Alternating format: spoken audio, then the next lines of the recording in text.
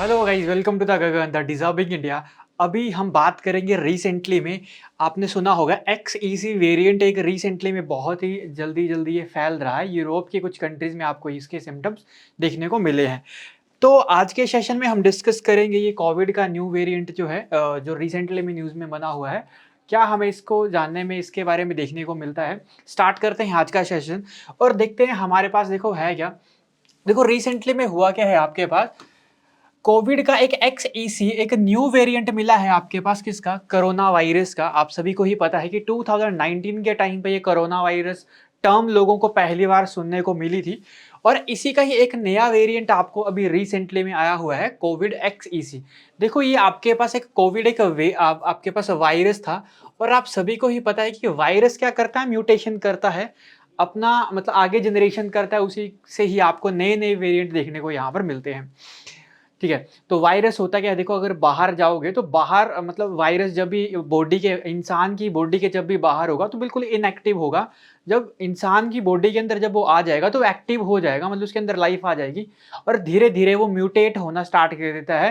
Mutate मतलब अपनी replica बनाना यहाँ पर स्टार्ट कर देता है। जो आपके पास स्ट्रॉन्ग उसकी रेप्लिका होगी वही आगे जाकर एक नया वेरिएंट बनाती है। और फिर आपको देखने का यहाँ पर नए नए वेरिएंट यहाँ पर देखने को मिलते हैं। कोविड-19 के भी टाइम पे जब आपके पास 2020-21 का टाइम जब चल रहा था, तो उस टाइम पे भी बहुत ज़्यादा नए-नए वेरिएशन यहाँ पर देखने को मिली थी।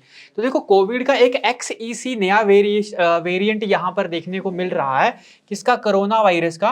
और रिसेंटली में यहाँ पर इसका जो पहला केस देखने को मिला वो कहाँ पर देखने को मिला? आपके पास जर्मनी में। और जून के टाइम पे यहाँ पर ये देखने को मिला, spreading rapidly across the Europe.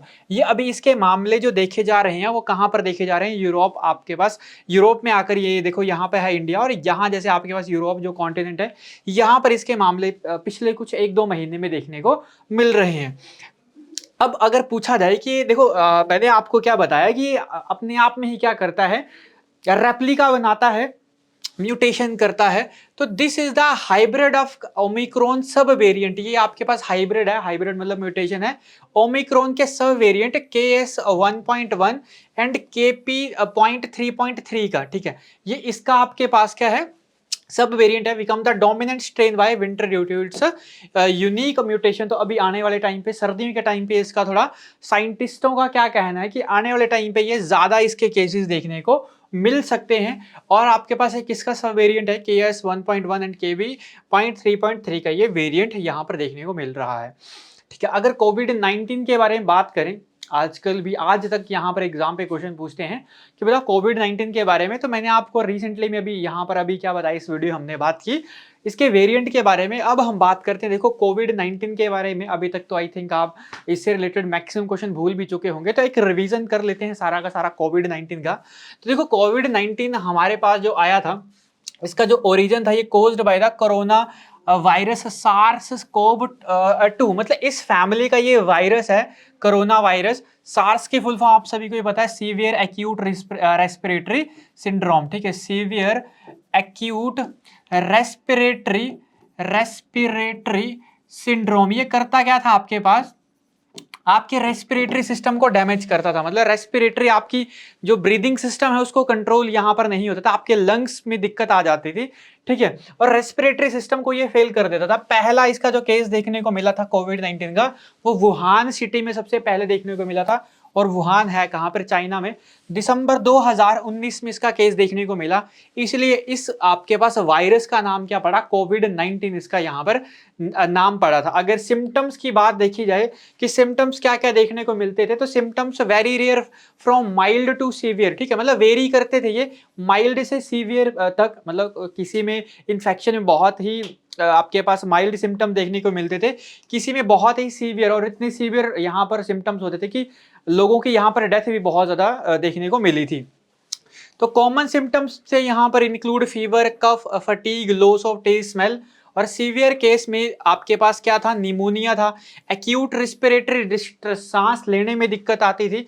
ठीक है। और मल्टीपल ऑर्गन फेलर, और इवन यहाँ पर डेथ भी देखने को बहुत ज्यादा मिली थी कोविड-19 के कारण, मतलब इस वायरस के कारण, जिसका नाम क्या रखा था? कोविड-19। और किस फैमिली का बताया मैंने आपको? सार्स कोव 2 यानी सार्स कोविड 2 के नाम से, सीवियर एक्यूट रिस्पिरेटरी सिंड्रोम। अगर टेस्ट की बात करें कि कोविड-19 के टेस्ट क्या करवाए जाते थे, तो primarily through the RT PCR test, सबसे फेमस और सबसे एक्यूरेट टेस्ट आरटी-पीसीआर ही करवाया जाता था, जिसकी फुल फॉर्म होती थी reverse transcription polymerase chain reaction. ये बहुत बार एग्जाम पे क्वेश्चन पूछा गया कि बताओ what is the full form of RT PCR, तो reverse transcription polymerase chain reaction, और ये डिटेक्ट करता था वायरल आरएनए को, ठीक है। रैपिड एंटीजन टेस्ट भी होता था, मतलब अगर जल्दी यहाँ पे रिजल्ट चाहिए होता है तो रैपिड एंटीजन टेस्ट भी करवाया जाता था फॉर द क्विक रिजल्ट, मतलब अगर आपको जल्दी रिजल्ट चाहिए हो तो आपके पास कोविड-19 में रैपिड एंटीजन टेस्ट भी यहाँ पर करवाया जाता था। WHO की यहाँ पर एक आपके पास देखो, इसने क्या किया था, वर्ल्ड हेल्थ ऑर्गेनाइजेशन, आप सभी को ही पता है, वर्ल्ड हेल्थ ऑर्गेनाइजेशन आपके पास 7 अप्रैल 1948 में ये बनाया जाता है, इसीलिए 7 अप्रैल को हम सेलिब्रेट करते हैं कौन सा day, health day, world health day हम सेलिब्रेट करते हैं 7 अप्रैल को।